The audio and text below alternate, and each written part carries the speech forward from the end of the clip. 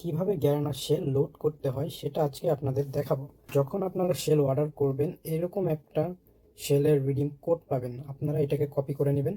এরপরে চলে যাবেন আপনাদের ব্রাউজারে, এখানে গিয়ে সার্চ করবেন shop.garana.my, এটা সার্চ করবেন।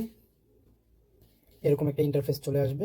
একটু নিচে চলে যাবেন, এখানে যে লগ ইন অপশন, এখান থেকে আপনার যে গ্যারেনা অ্যাকাউন্টটা আছে সেটা লগ ইন করে নেবেন। আমি লগ ইন করে নিচ্ছি। লগ ইন করার পর এরকম দুইটা অপশন পাবেন, পারচেস এবং রিডিম। আপনি রিডিমে ক্লিক করে দিবেন। রিডিমে ক্লিক করে দিলে এরকম অপশন পাবেন। তো এখান থেকে আমরা রিপাবলিক জিজি পিনটা সিলেক্ট করব, যেহেতু আমাদের কোডটা রিপাবলিক জিজি পিন।